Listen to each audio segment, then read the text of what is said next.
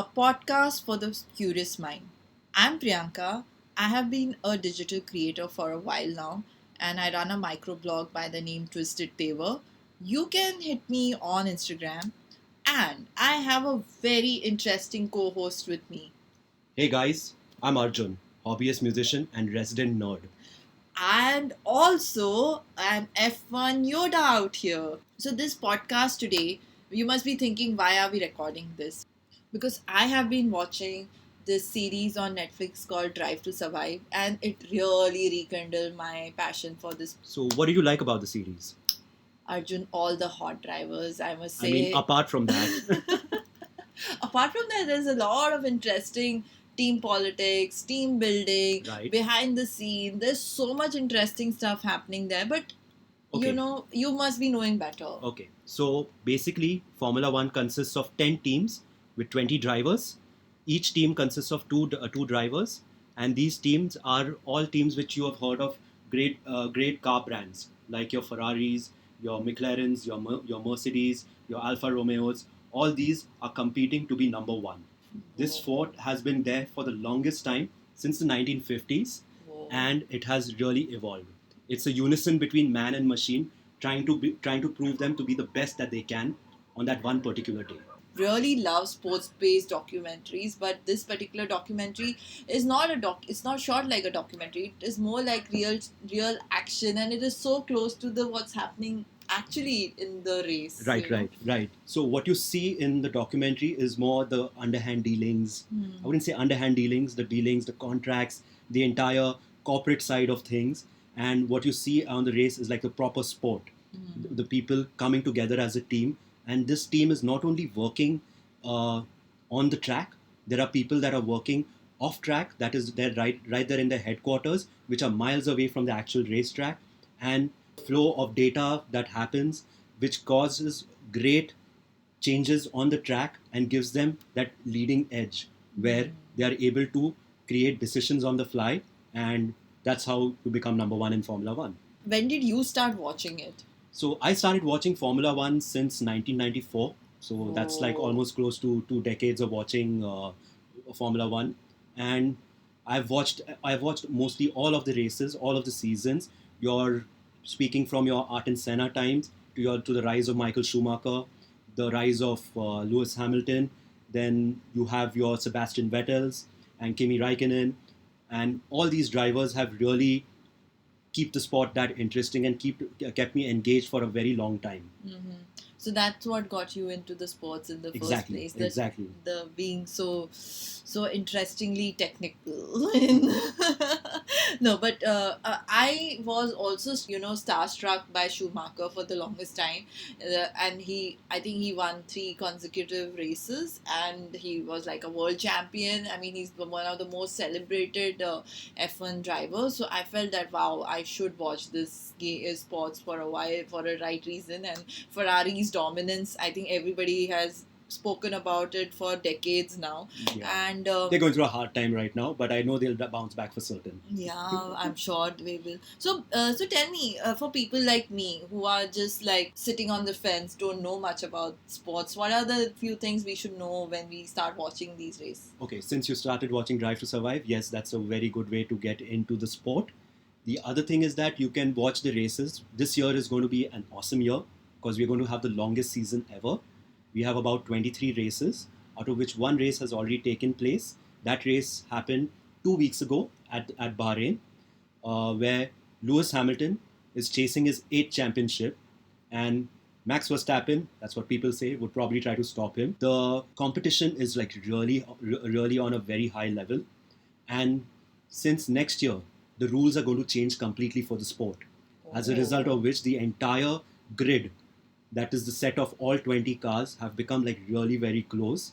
The time difference between the topmost and the 10th position, almost close to a second gap. Are you serious? Yes. That's crazy. That is amazing to watch, the amount of technology that has gone into it, and the drivers, the quality of drivers. So this year you also seeing the rise of the rookies as well, where you have a young Japanese driver by the name of Yuki Tsunoda, who's really, if you would have seen him in the first race, you would have thought that this guy's already been there in Formula One for quite some time. Mhm. The way he was overtaking 2 times and 4 times world champions, like he was born to do this kind of stuff.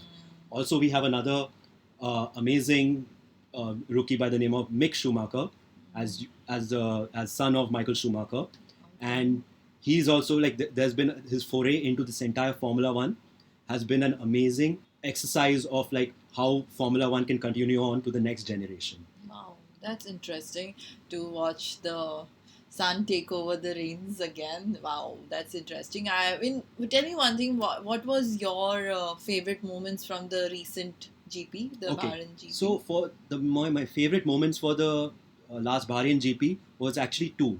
Number one was seeing the rise of the rookies, and the second part was the way Hamilton and Verstappen were not giving each other an inch. They were fighting tooth and nail for that for position number one. And well, there was a little bit of contesting which happened at the end, where some people said that Max Verstappen should have won the race. Some people said Lewis Hamilton deserved to win the race because of certain rules and technical irregularities. But the fight lasted till the entire race, and that was amazing to see. That must have been close. That really, I was biting my nails, and I was like, yes, I want more of this. I want more of this. Yeah, that sounds like a true F1 fan who wants more and doesn't get bored with a couple of cars taking laps and laps and laps again and again. But yeah, that's something which I think a lot of us develop interest once we start getting involved in what goes behind making these cars so fast, so interesting for the tracks that they go at. Exactly. So what's the next race now? So the next race is going to be in Imola, in San Marino. It's a little bit of like something like a union territory, which is located out in Italy, and that's funnily enough, that's the first place I saw my first ever Grand Prix as well. Oh. And it was an amazing race, and it has got a lot of history with it as well. And I see the team that I support. It's kind of like on the lower side, but everybody loves an underdog story, don't they? Yeah, we all like those underdogs. So I'm rooting for those underdogs. The team is Alpha Tauri, Okay. and it is an amazing team which has got this Japanese driver called Yuki Tsunoda as well. And it is I know for a fact that team has done extensive testing on that track where they can actually challenge for probably the top position. Wow. Now that's just the optimist in me is trying to say that. Yeah, but it's interesting how the race pans out, and a lot goes behind. The D-Day of the race as well. That Yes. I could understand from. Do you know the practice. rules about it? How it works? Not much. If you can tell me more. Okay, so like in brief, I would tell you, the race is divided into 3 days. A race weekend is divided into 3 days. The first day is a practice session, which involves them acclimatizing themselves to the track. The second day is a qualification day, and the third day is the race, the main race. Now, after the acclimatization and realizing how to set up the car, because every track they go to, it's going to be very different. The temperatures are going to change. There's going to be wind blowing. These cars are very susceptible to wind. The tire setup and a lot of big details to deal with the suspensions, to deal with the ride height of the car, the way the car takes the turn. All those things they practice to get to the qualifying day. Okay. Once you get to the qualifying day, you have 3 sectors in which it is divided into: Q1, Q2, and Q3. Okay. Q1 consists of 20 drivers going flat out, trying to get into the first 15, which means the last 5 get eliminated.